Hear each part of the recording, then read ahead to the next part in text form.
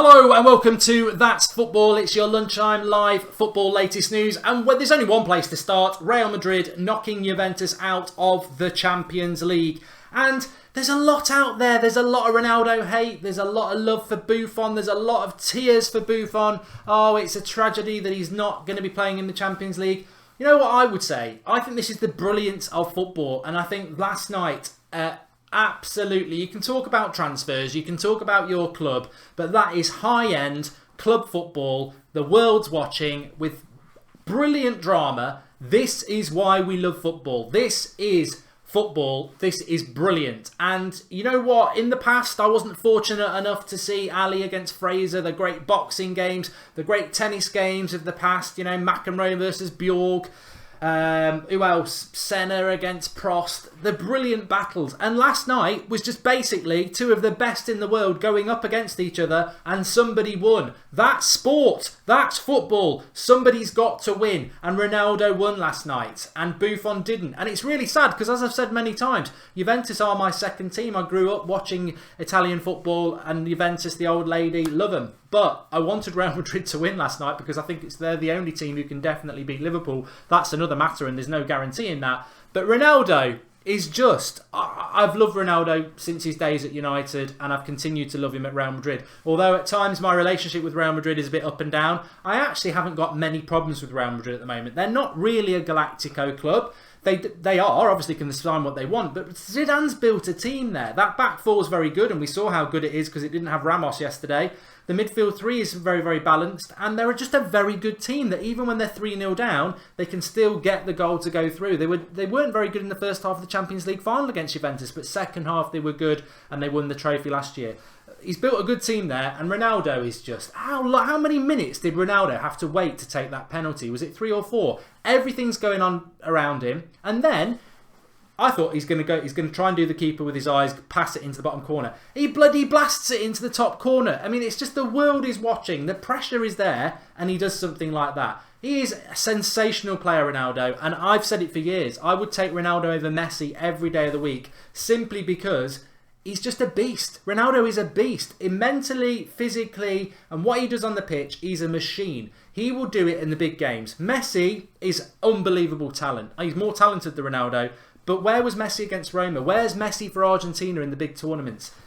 He just goes missing. Missing Messi sometimes. And Ronaldo is just sensational. And I know there's people in the live comments moaning about it, but he is unbelievable. And actually, it's Ronaldo's leap that gets the assist on the penalty. And I actually empathise with Buffon. Everyone said it's a disgrace what he did. He deserved to get red card. Come on. At the end of the day, that is virtually the last play of that game. You're going into...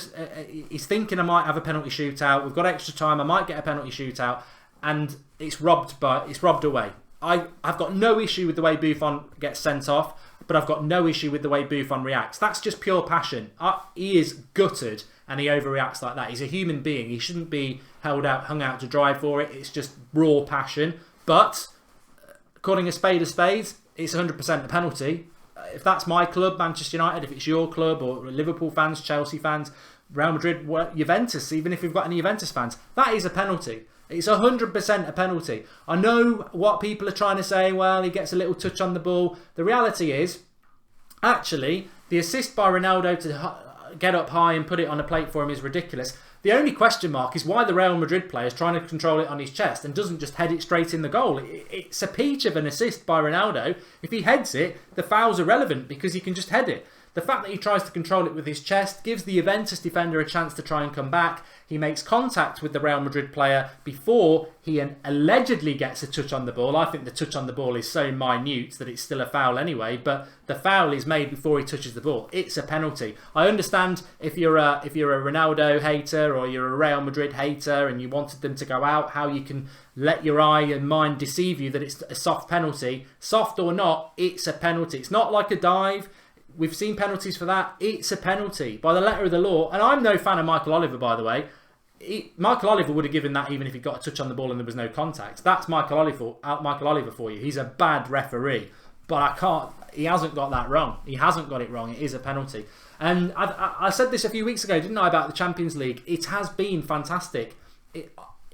Probably not gone the way I thought it was going to go. I thought we were going to get 8 really good teams and four of the best teams in the semi-finals. Never expected Roma to be in there. Didn't expect Liverpool to be in there. Bayern Munich and Real Madrid I did. So the tournament hasn't even gone the way we thought it would go, which has enhanced it as well. And Juventus very nearly caused a shock last night, and Sevilla didn't do too bad as well. So it just shows you never know in football. And we will be live tomorrow at midday with the Champions League draw. I'm convinced Liverpool are going to get Roma, and we'll see Real Madrid against Bayern Munich, which is, it could go either way, that one. So if Liverpool can avoid either of those two, I think they've got a very good chance to get into the final. But, maybe Roma can carry on with that dream. So really, really, really, really, really fantastic what's happened in the Champions League. And as I said last night, I think people are getting upset about it. Oh, I'm sad for Buffon. Oh, Ronaldo's a knobhead and all this. And it's like, actually, you know what? Even if it had gone the other way and Buffon had won the penalty shootout and Ronaldo had gone out from missing it, I would still be sat here now saying, oh, I love Ronaldo, it's a shame, but he'll bounce back from it. What a bit of poetic, what a bit of fantasy the football that is for Buffon. But the reality is, someone's got to lose in football. Someone's got to lose, and it's definitely an English mentality. And I don't want to be sort of English about it, but we love a loser. That's why England are so crap in the World Cup. We love a loser, and we will have latched on to Buffon and gone, oh, it's so sad what's happened to Buffon. It's not sad. Buffon's one of the best goalkeepers in the world ever.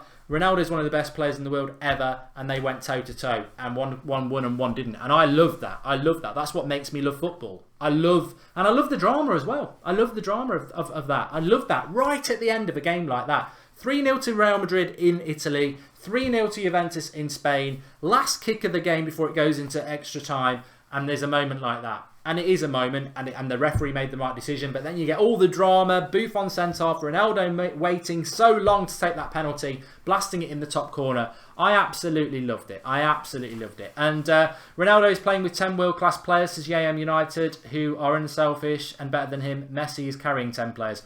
That's probably one of the weirdest comments I've ever seen in the Messi versus Ronaldo debate. I mean, fair play to you, mate, if that's what you think. Messi is carrying 10 players. Messi's been surrounded by world-class players all his career. He won't leave the comfort blanket of one of the best clubs in world football, Barcelona. Ronaldo did it at Manchester United. He wasn't surrounded by world-class players. He had one or two with him. Yes, he's gone to Real Madrid because that's where he wanted to go. And yes, there are a lot of world-class players around him. But he's done it for Portugal, not world-class players around him. So that I don't agree with that. It wasn't a penalty because Messi flopped against Roma. People are crying for Buffon because his opponent was Ronaldo, says Nightum and Shishi. Real cheated, said Louise O'Donoghue. Yeah, well, you see, look, if you don't like Real Madrid or you don't like Ronaldo, then you're never going to accept what the reality is, and that's fine. And that's football as well. That's your passion, In the next few weeks, there's loads of games. There'll be a game where you're ecstatic because something goes the way you want it to. The fact that it didn't go your way last night is still brilliant because that's football. It's not always going to go your way. There's going to be injustices in your mind. There's going to be teams that you want to win who lose in the last minute. That is football, and that's what makes it is. Even when you lose, you win with football because it's the passion that it evokes that no other event really gets close to. It's a fantastic sport. Messi was fed on a silver spoon by Busquets and Iniesta, and Milner 8 assists, don't care. Mark Ronaldo gets important goals, says Salim. Look, it was a clear penalty. What did people not get? Says against Tech. I think, look, I actually understand why people don't think it was a penalty because the mind will play tricks when you feel it's an injustice. And even though, and that's where you get, oh, it's so soft. Would he have given it in the first 3 minutes? That would have been a foul everywhere on the pitch. He comes from behind a player, fouls him first to get a tiny touch on the ball, which I'm not convinced he does. But he comes from behind and he fouls the player to get the tackle. That's a foul. Get your rule book out if you want, but it's a foul. And if you want that changing, you need to lobby UEFA and FIFA because it's always been a foul. De Gea might have saved it. Never a penalty, says Jake Bullman. Man United fans expecting De Gea to be named the best goalkeeper in the world but cannot pass through to the quarterfinals of the Champions League. What? We've got some weird comments coming in tonight. So Mensud says that De Gea can't be one of the best goalkeepers in the world because he didn't get past the quarterfinals of the semi-final. Since when has quarterfinals of the Champions League? Since when has a goalkeeper scored you goals to win your games? Goalkeepers make saves. It's not De Gea's issue that we can't get through to the quarterfinals of the Champions League. De Gea does his bit. De Gea's the best goalkeeper in the world, 100%. If De Gea had been in goal for Madrid last night, Juventus, we wouldn't even be having this conversation because their goalkeeper was crap, wasn't he, Real Madrid? Comparing Real, Barcelona now, Real have a better midfield three off the best centre midfields in the world, the best left back and right back in the world, and 2 world-class centre backs. Real probably slightly stronger at the moment, since Manchester Skulls 18. Barcelona are going to win the title just the same the way City are going to win the title in England, because they were ridiculously consistent between August and Christmas. And now we've got to the business end of it. Some teams focus on being at their best for the business end. Real Madrid, Manchester United used to do it. Liverpool have done it. But Man City and Barcelona, they've run out of petrol because they did their best football between August and Christmas, which has won them their domestic titles, but they've just run out of petrol for the Champions League. I've got a feeling Madrid will be up their game to get De Gea, says Phil Foster. I think they'll up their game to get a goalkeeper. They need to. They very nearly blew going for 3 Champions League titles, didn't they, because of that goalkeeper last night. What would Real Madrid look like after the summer transfer marks, as Christopher White? I think Real Madrid are going to have an evolution this summer. The reality is, as good as I think Zidane's done at Real Madrid, if they had got knocked out last night, he was 100% going to get sacked. Out of the Champions League in the quarter-final, miles behind Barcelona in the Liga, he would have got the sack. It just shows you, that's Real Madrid. It's a tightrope, an absolute tightrope. And I suppose you could reflect that with Manchester United and Mourinho, couldn't you?